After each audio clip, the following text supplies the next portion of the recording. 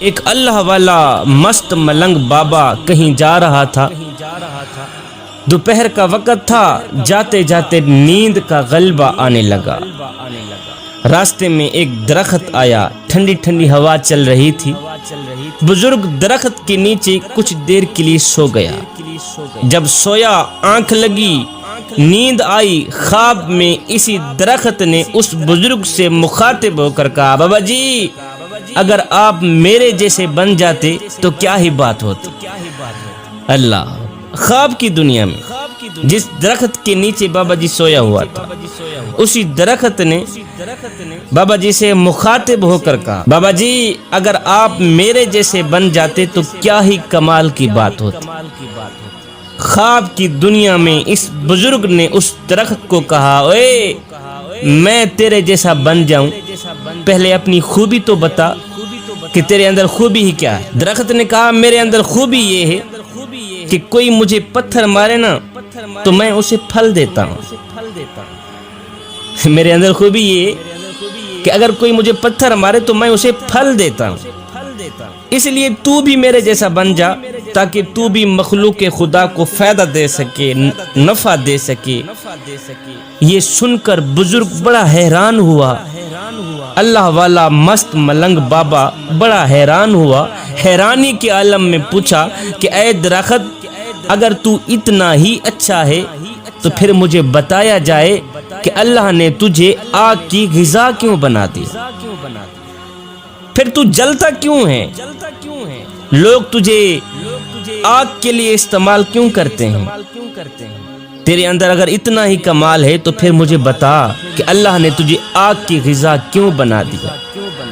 یہ سن کر درخت نے جواب دیا، بزرگو میرے اندر خوبی کے ساتھ ساتھ ایک بہت بڑی خامی ہے، جس خامی نے میری خوبی کا ستیہ ناز کیا ہوا، جس خامی نے میری خوبی پر پانی پھیرا ہوا، اور اللہ تعالیٰ کو میری یہ خامی اتنی ناپسند ہے، اتنی ناپسند ہے کہ اللہ نے مجھے آگ کی غذا بنا دی۔ بزرگ نے پوچھا، وہ کون سی خامی ہے؟ درخت نے کہا، بابا جی وہ خامی یہ ہے کہ جدھر کی ہوا چلتی ہے نا میں ادھر کو ہو جاتا۔ اللہ، بابا جی خامی یہ ہے کہ جدھر کی ہوا چلتی ہے نا میں ادھر ہی کو ہو جاتا ہوں۔ مطلب یہ ہوا کہ جدھر کی ہوا چلے ادھر کو ہونے والی، چاہے جان والی چیز ہو یا بے جان چیز ہو، اللہ تعالیٰ کو ناپسند ہے۔ اللہ تعالیٰ اسے جہنم کا ایندھن بنا دیتا ہے، جہنم میں ڈال دیتا ہے۔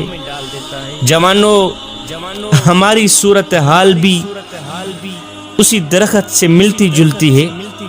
ہم بھی کچھ ایسا ہی کر رہے ہیں کہ جدھر کی ہوا چلتی ہے ہم ادھر کو ہی ہو جاتے ہیں۔ ہم نام لیتے ہیں حسین کا، نقل کرتے ہیں یزید کی۔ ہمارے اوپر کوئی بھی شخص 10 منٹ لگا دے ہم اسی کے ہو جاتے ہیں۔ مسجد میں نماز پڑھنے کے لیے بھی چلے جاتے ہیں، پھر کسی کے کہنے پر کنجر خانے میں بھی چلے جاتے ہیں۔ ادھر کو بھی پورے ہیں، ادھر کو بھی پورے ہیں، جدھر کی ہوا چلے ہم ادھر کو ہی ہو جاتے ہیں۔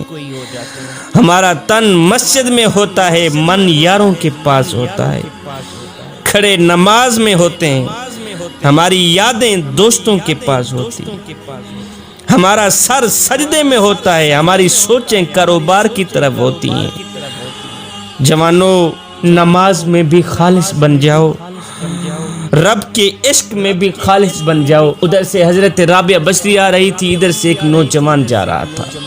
جب ایک دوسرے کے قریب آئے تو نوجوان نے کہا، رابعہ بصری میں تجھ سے بڑی محبت کرتا ہوں، تجھ سے بڑا عشق کرتا ہوں۔ رابعہ بصری نے کہا، اچھا تو مجھ سے بڑی محبت کرتا ہے، عشق کرتا ہے؟ اس نے کہا، ہاں میں تیرے ساتھ عشق کر بیٹھا ہوں، میں تجھے اپنانا چاہتا ہوں۔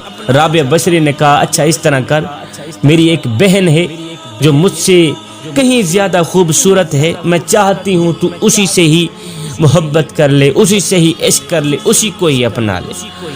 اس نوجوان نے کہا، تیری وہ خوبصورت بہن کہاں ہے؟ رابعہ بصری نے کہا، وہ تیرے پیچھے کھڑی۔ اس نوجوان نے یک لس مڑ کر پیچھے دیکھا تو رابعہ بصری نے نوجوان کے منہ پر ایک تماچا مارا، کہا بدبخت انسان، محبت رابعہ بصری سے کرتا ہے تکتا غیروں کو ہے، ابھی ہو گیا ہے تیری محبت کا امتحان۔ تو محبت رابعہ بصری سے کرتا ہے، عشق رابعہ بصری سے کرتا ہے، تکتا غیروں کو ہے۔ اس نوجوان نے اپنے سر میں خاک ڈالی، پیٹا، سر پیٹ کر کہا کہ میں نے دنیا میں سے کسی عورت کے ساتھ محبت کا دعویٰ کیا، جب مڑ کر پیچھے دیکھا تو میرے منہ پر ایک تماچا لگا۔ کہتا ہے کتنا بدبخت ہوگا وہ انسان جو دعویٰ کرے رب کی محبت کا تکے غیروں کو، جو دعویٰ کرے رب کے عشق کا تکے غیروں کو۔ جوانو، نماز میں بھی خالص بن جاؤ، رب کے عشق اور معرفت الہی میں بھی خالص بن جاؤ۔